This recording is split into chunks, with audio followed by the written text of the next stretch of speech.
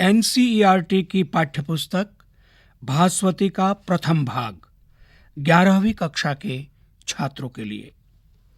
NCERT इत्यस्य पाठ्यपुस्तकं भास्वती प्रथमो भागः एकादशवर्गाय संस्कृतस्य पाठ्यपुस्तकम्। पृष्ठसङ्ख्या 70। 12 पाठः। अथ शिक्षां प्रवक्ष्यामि। वेदों का बोध, रक्षा एवं परंपरा को समृद्ध बनाए रखने के लिए वेदांगों का अत्यंत महत्वपूर्ण स्थान है। वेदांग 6 हैं: शिक्षा, कल्प, व्याकरण, निरुक्त, छंद और ज्योतिष, तथा इन सभी का ज्ञान वेदों के उत्तम बोध के लिए अत्यावश्यक है। इनमें से भी शिक्षा को सर्वप्रथम स्थान दिया गया है। शिक्षा घ्राणम तु वेदस्य। सामान्यतः शिक्षा शब्द शिक्ष धातु से निष्पन्न माना जाता है।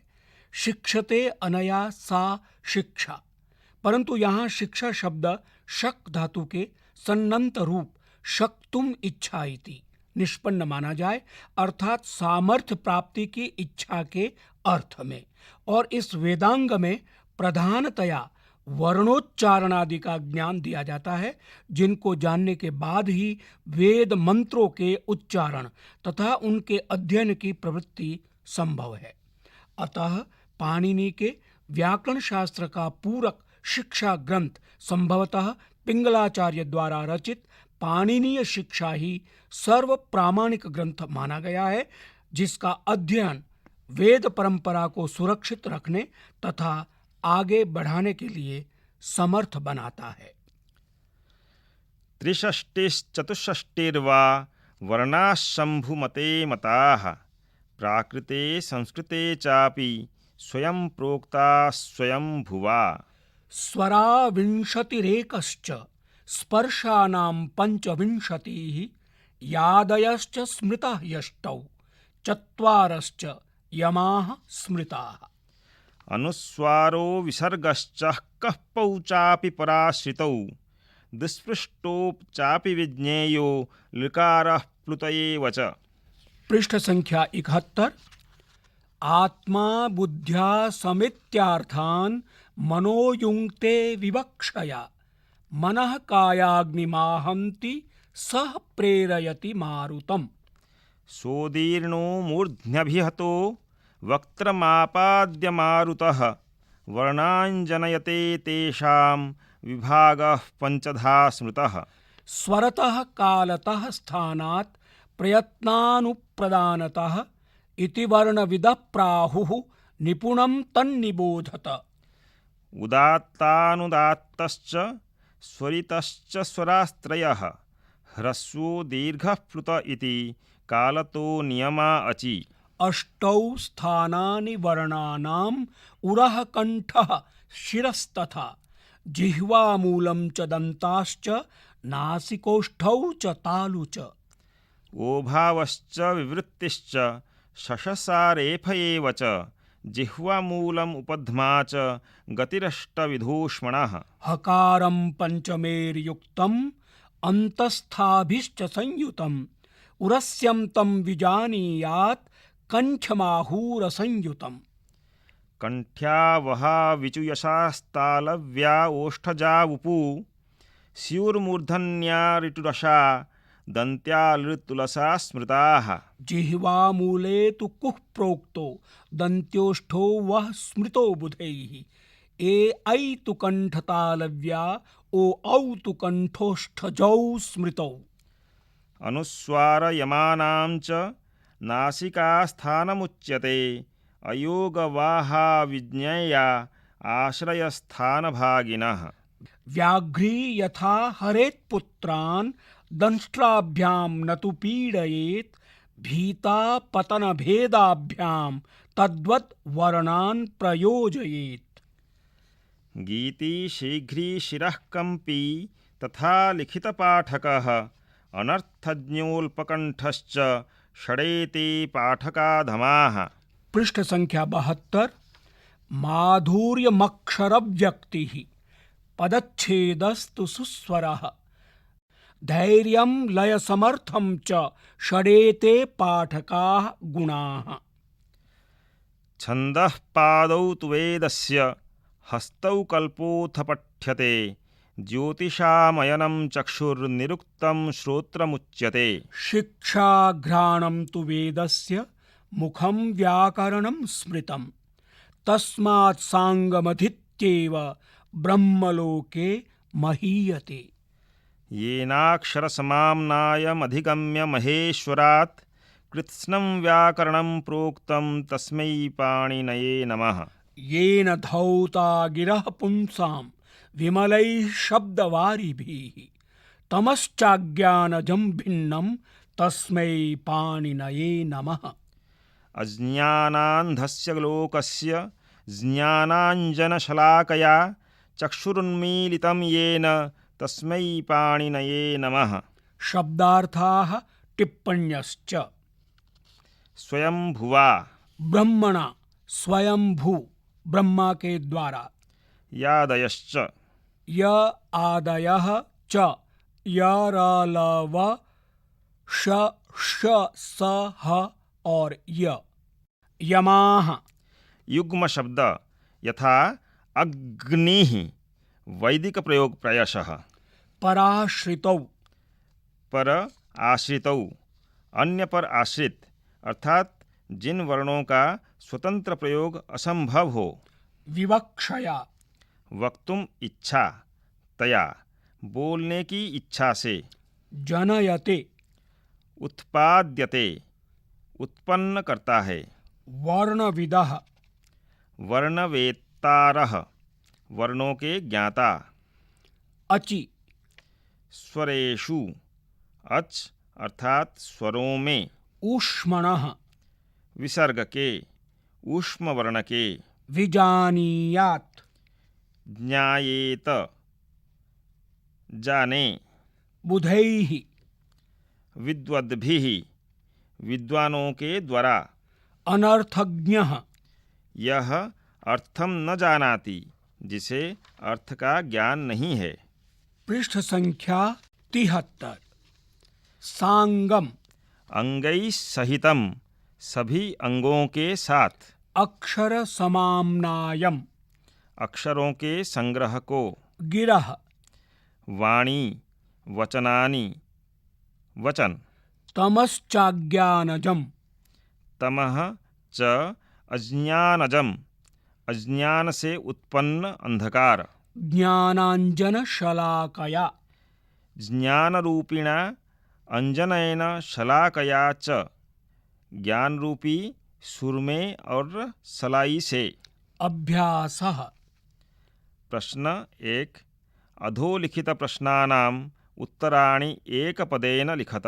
क नासिका अनुस्वारयमानां च किमुच्यते। ख ऊष्मणः गतिः कतिविधा। ग वेदस्य मुखं किं स्मृतं। घ अज्ञानान्धस्य लोकस्य चक्षुः पाणिनिना कया उन्मीलितम्। ङ निरुक्तं वेदस्य किमुच्यते।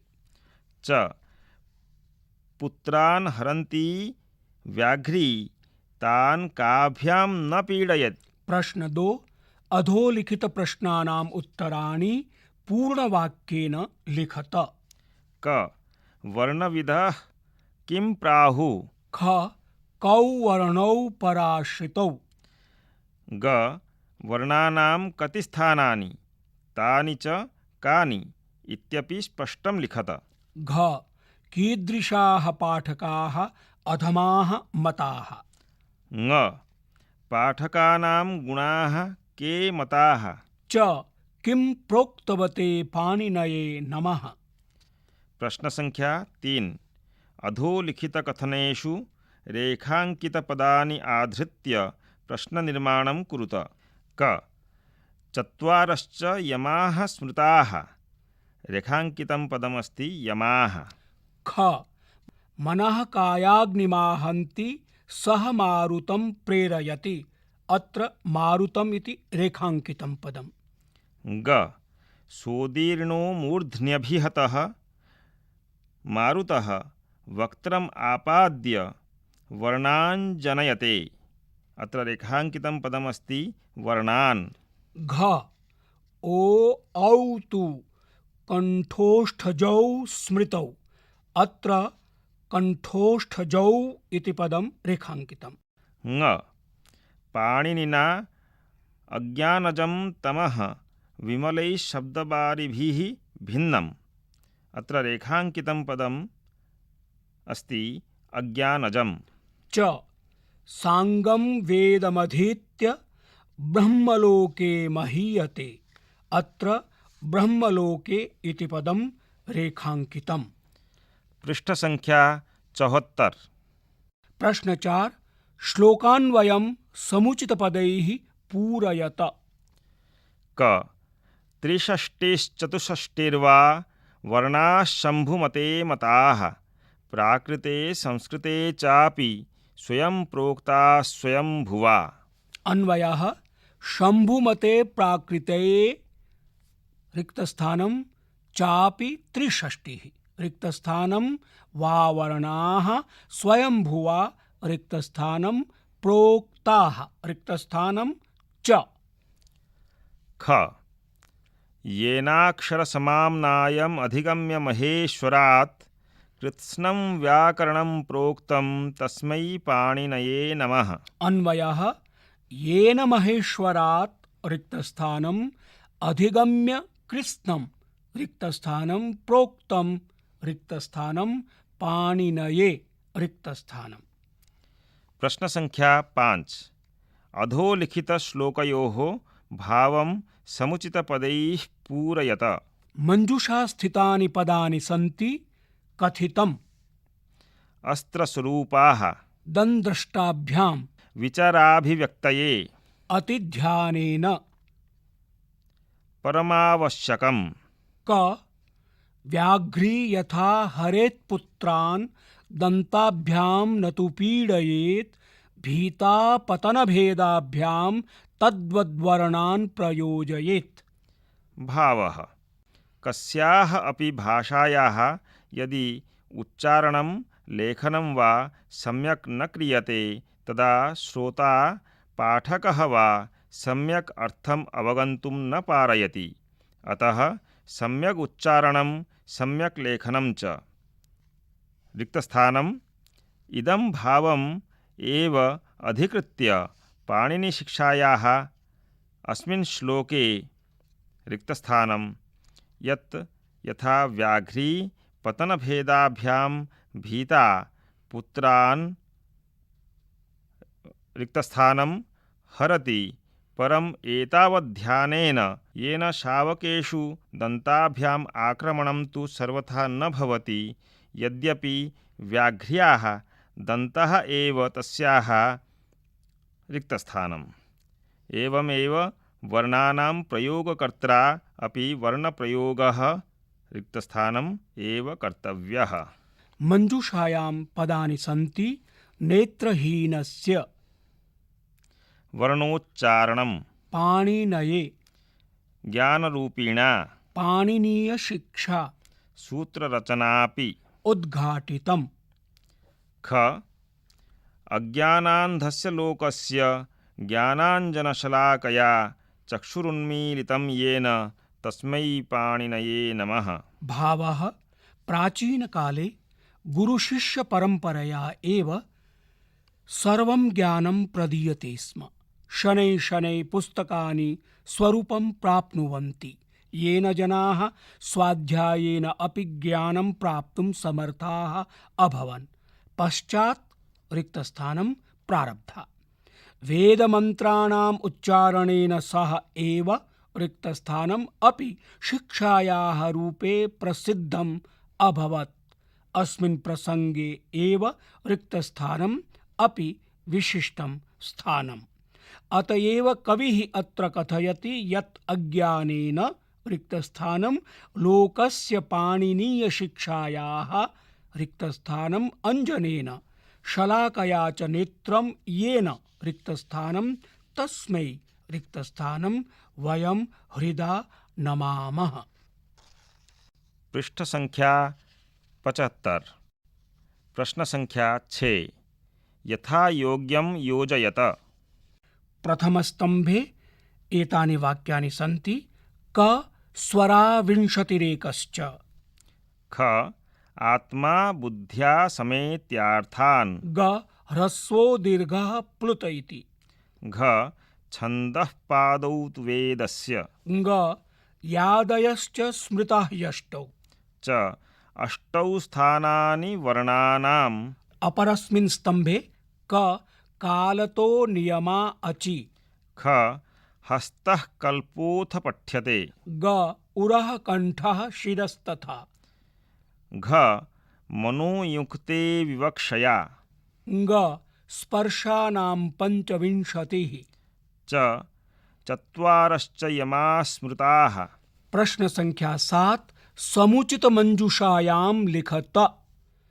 मंजूषायां पदानि सन्ति। शिरः कंपि। लयसमर्थम्। अल्पकण्ठः। गीति। माधुर्यम्। सुस्वरः। अनर्थज्ञः। पदच्छेदः। अत्र स्तम्भद्वयं वर्तते। प्रथमः स्तम्भः पाठकाधमाः, द्वितीयः स्तम्भः पाठकगुणाः। एतेषां कृते उपरि मंजूषायां शब्दाः उक्ताः। प्रश्न संख्या 8। उदाहरणानुसारं प्रदत्तपदेभ्यः उपसर्गं चित्वा उपसर्गसहायतया नवीनपदं रचयत। अत्र प्रथमस्तम्भे उपसर्गः, द्वितीयस्तम्भे नवीनपदम्। उदाहरणं प्रोक्ताः। प्र उपसर्गः, पदं प्रारम्भः। एवमेव क अनुस्वारः। ख विसर्गः। ग दुःस्पृष्टः। घ संयुतम्। ङ सुस्वरः। च अधिगम्य। प्रश्न संख्या 9। समुचित पदेन रिक्तस्थानानि पूरयत। क लकारः रिक्तस्थानम् एव सः कोष्ठके अनुस्वारः प्लुतः विसर्गः। ख वर्णानां विभागः रिक्तस्थानं स्मृतः कोष्ठके शतधा द्विधा पंचधा। ग दन्त्योष्ठो रिक्तस्थानं स्मृतो बुधैः कोष्ठके वः कुः तु। घ रिक्तस्थानं विज्ञेया आश्रयस्थानभागिनः कोष्ठके नासिक्याः अयोगवाः अनुस्वारयमाः। पृष्ठ संख्या 76। ङ छन्दः रिक्तस्थानं तु वेदस्य कोष्ठके पादौ हस्तः चक्षुः। च शिक्षा रिक्तस्थानं तु वेदस्य कोष्ठके मुखं श्रोत्रं घ्राणम्। योग्यता विस्तारः।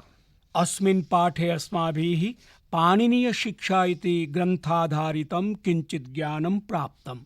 अत्र पठितानां वर्णोच्चारणस्थान इत्यादीनां तुलना लघुसिद्धान्तकौमुद्यां प्रदत्तैः उच्चारणस्थानैः सह अपि कुरुत। तद्यथा अकुह विसर्जनीयानां कण्ठः। इचुयशानां तालु। ऋटुरसाणां मूर्धा। लृ तु लसानां दन्ताः। उपूपध्मानीयानाम् ओष्ठौ। एदैतो कण्ठतालु। ओदौतोः कण्ठोष्ठम्। वकारस्य दन्तोष्ठम्। जिह्वामूलीयस्य जिह्वामूलम्। नासिकानुस्वारस्य। शिक्षा इति वेदाङ्गविषये तु भवद्भिः प्रायशः परिचयः प्राप्तः। अतः अन्याङ्गानाम् अपि विषये भवतः जिज्ञासा तु स्यादेव। अत्र जानीमः अधुना संक्षिप्तः परिचयः अन्येषां पंच अङ्गानाम्। कल्प वेदानां कस्य मन्त्रस्य प्रयोगः कस्मिन् कर्मणि कर्तव्यः इत्यस्य वर्णनं कृतम्।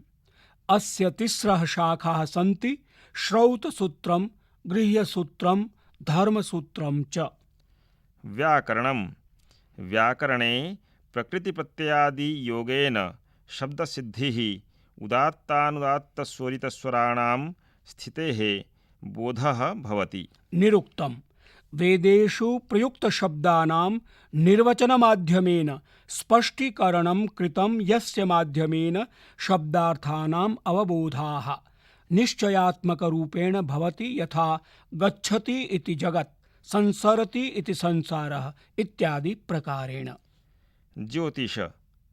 अनेन वैदिकयज्ञानाम् अनुष्ठान इत्यादीनां च मुहूर्तसमय इत्यादीनां ज्ञानं भवति।